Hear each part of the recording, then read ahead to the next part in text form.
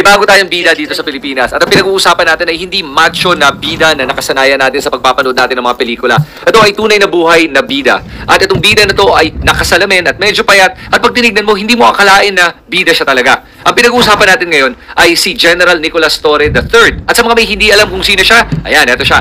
Ngayon, sino ba si General Nicolas Torre III? Ito po ang bagong CIDG director natin. At bakit ko nasabi na siya yung bagong bida natin dito sa Pilipinas? Kasi ngayon, napapansin na natin siya sa mga iba't ibang mga nagagawa niya para sa ating bansa at para sa pagpapatupad ng ating mga batas. At pag-uusapan natin ngayon yung top 4 savage moments ni General Torre. At bakit napapansin na siya ng taong bayan? Okay, umpisa na natin to. Number 1. Naalala ba nyo back in 2023, may isang ex-cop na tumutok ng barel dahil sa isang traffic altercation at nagkaroon siya ng road rage.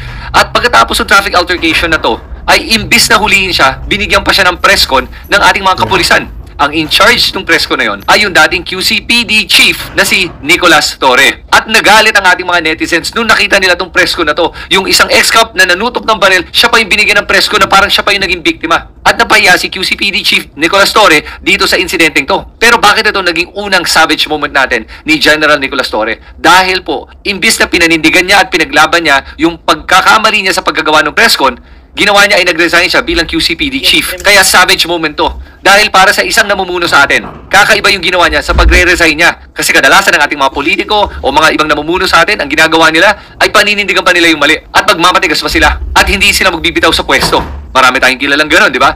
Pero si General Torre, imbis na pinaglaban pa niya yung pagkakamali niya, umamin siya at nag-resign siya agad. At dahil doon, isa nga to sa ating mga savage moments. Pangalawa, yung pag-aresto sa KOJC cult leader na si Quiboloy. Alam mo ba gaano kahirap yung ginawa ni General Torre? Nung na-assign siya bilang Davao Regional Director, ang isa sa kanyang mga kailangan ipatupad ay ang pag-aresto kay Pastor Quiboloy na nasa Davao. Mahirap yon dahil alam naman nating lahat gaano ka makapangyarihan itong si Quiboloy dahil bata siya ni Duterte. At alam naman natin gaano ka makapangyarihan itong mga Quiboloy at itong mga Duterte sa Davao. At kung gaano karami pa rin mga tao ang nabubudol nila at naniniwala sa kanila kahit na gaano karami mga krimen ang nagawa nila. Pero pumunta doon si General Nicolas Torre at kahit na umabot ng ilang araw at ilang linggo, ipinatupad niya ang batas at naaresto niya si Quiboloy. Kahit na sa dami ng bumabatiko sa kanya, nagsampa ng mga iba't ibang mga kaso o kaya mga TROs, ipinatupad pa rin niya ang batas. At dito niya unang pinakita ang kanyang tapang at yung kanyang pagkaporsigido na mahuli itong si Quiboloy. At doon ako unang talagang humanga sa kanya. Dahil nakita natin dito na kahit na gaano karaming mga sumusubok sumira sa kanyang reputasyon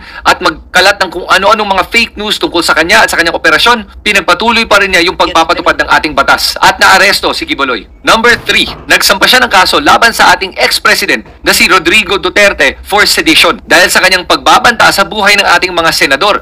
Pero ako mismo hindi ko alam kung mananalo ba si General Torre dito sa pagsampa niya ng kaso ng sedition against former President Duterte. Pero the fact na nagsampa siya ng kaso laban sa ating ex-president, pinapakita niya dito na hindi siya takot kay Duterte at pinapakita niya dito yung mga tamang paraan laban sa ganitong klaseng mga pananalita at gawain. At pinapakita niya dito na hindi natin pwedeng tanggapin na lang basta-basta itong mga ganitong biro. Tulad nga nagsabi ng karamihan, kung nagbabomb joke nga mga ibang tao dyan, nakukulong sila. Eto, katanggap-tanggap ba yan?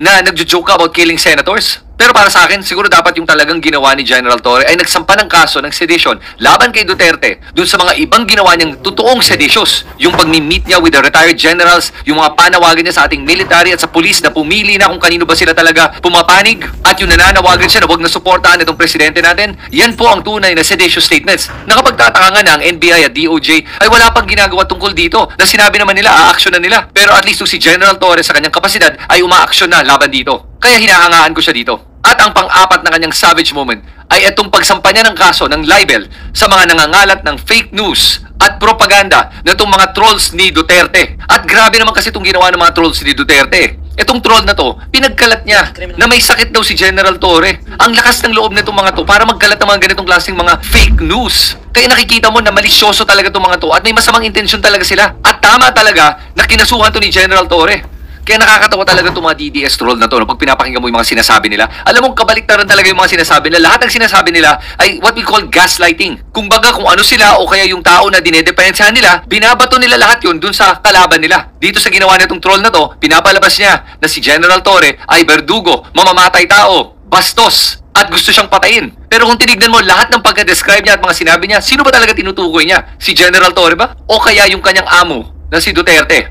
Panoorin niyo to. Torre, mukha kang pera, demonyo ka, kriminal ka. Torre, you can file all the case against me. You can send your assassin. Go ahead. Alam niyo na yung bahay ko eh. Pag ako namatay, number 1 suspect si Tori. Kasi si Tori, Verdugo. Si Tori, ano yan, parang asong ulo yan. Siya ang tumatrabaho sa kalaban ng bangag na administrasyon. Kaya buti nga sa kanya na nasampahan na siya ng kaso para matuto naman itong mga to na itigil na yung pagsisinungaling nila. Harap-harapan nagsisinungaling itong mga to eh. At hindi na dapat nakakalusot yung mga yan. Kaya dahil dito sa mga nagawa ni General Torre, tinuturing ko na siya na isang bida sa ating bansa. Kasi para sa akin itong mga ginagawa niya ngayon at mga pinapakita niya sa atin ngayon, siya ay isang modelong kapulisan. Ito ang magandang tularan ng lahat ng ating mga kapulisan. At dahil dito, marami sa ating mga kababayan ngayon ay natutuwa kay General Torre at hinahanga siya talaga. At natutuwa talaga ako so far sa pagkatao ni General Torre dahil siya ang eksaktong kabaligtaran ni Duterte.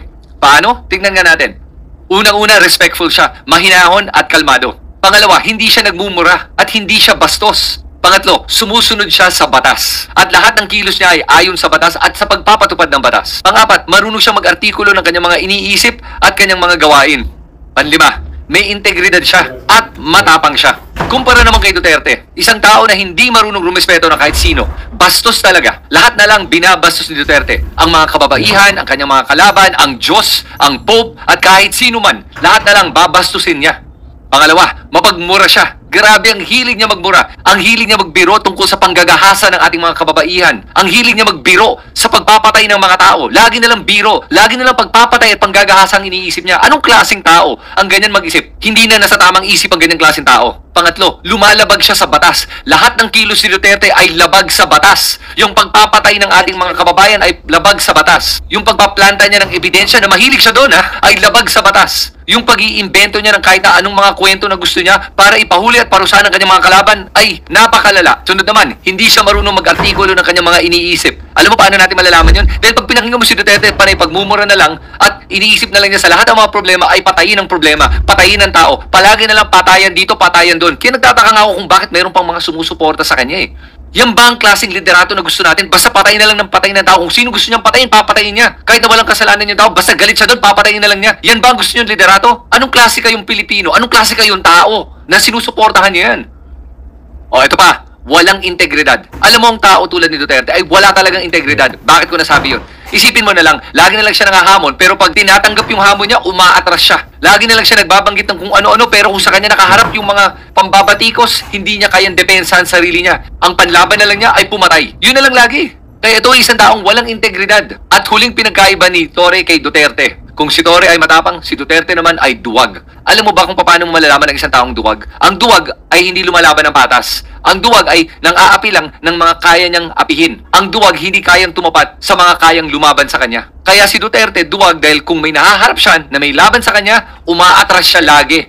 Tulad sa pag-atras niya ng ilang beses kay Trillanes, hindi niya kaya si Trillanes. Nakikita mo talaga dito kaya alam mo duwag talaga itong si Duterte. Yan yung pinagkaiba niya kay General Torre. At dahil sa pagkakaiba na itong dalawang taong to, yan si General Torre ang mga dapat nating tularan. Hindi po si Duterte.